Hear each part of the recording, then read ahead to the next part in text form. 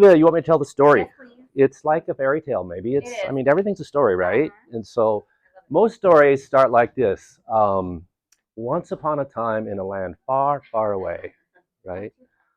But our story starts a little bit different. It starts like this. Once upon a time in the communities that we love, about 35 years ago, we had about a half a dozen bright-eyed seniors in high school, all from local high schools, all go to college at the University of Oregon. They became lifelong friends. And then with their newly minted diplomas and the world at their feet, they say, where should we go? And they said, let's go home. And so they came home. And one of them went to law school and became a self-storage business person. One developed commercial real estate and multifamily. One went to work for his family business making labels. One of them became a serial entrepreneur who runs a really interesting venture-backed battery storage company today. Anyway, so they were very successful 15 or 20 years after they came home and raised their families, and their kids are all friends too. They're all getting married, they're having grandkids. They said, well, we're kind of disappointed in some of this banking going on here. I wonder if we could start our own bank. It's like, what?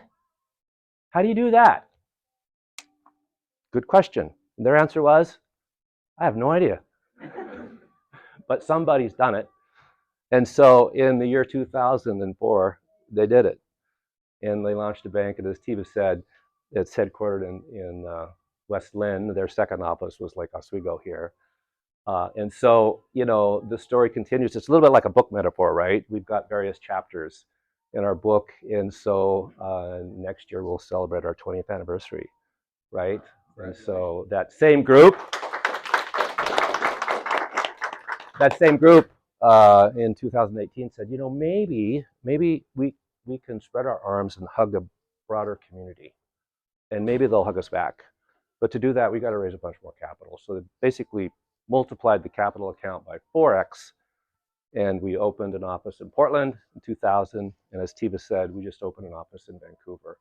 But all the deposits stay here, all the lending stays here, and the chapters continue. A new chapter started a couple years ago, kind of the same story. About 20 years ago, there was a high school senior that was raised in the mean streets of West Lynn. And this time, he didn't become a duck, he became a wildcat, Linfield University, and then went to Portland State, got a CPA ticket, got into banking, became our chief financial officer, and about a year ago, became our president, and that's Jason Westling. Jason? Got 3 beautiful kids, all here, and so Jason's writing his own chapter in our book that continues under Jason's leadership. We did open Portland, we did open Vancouver, which is part of the Portland MSA, right? And so, like I said, you know, we've reached out to hug our community. They're hugging us back, and it's allowing us to grow. And we're probably the fastest growing community bank in the state of Oregon. We'll grow probably 15 to 20% next year. So who are we? What do we do? We're kind of a deep niche. And I want to thank our client and landlord, Bugsy. We love you, Bugsy. So we're kind of a deep niche private bank for business. So we focus on family-owned business. We'll use the term family-owned instead of small business because, you know, family-owned business is a big business to that family. So we work with family-owned businesses, professional service companies, and I would call social impact companies. So let's break that down. Family-owned businesses, we know what that means. Professional service firms would be people that are woven into the fabric of business that support business. So law firms, CPA firms, realtors, commercial brokers, insurance. So basically, by definition, everybody that's here would be our focus. Social impact groups, also known as nonprofits. That's it.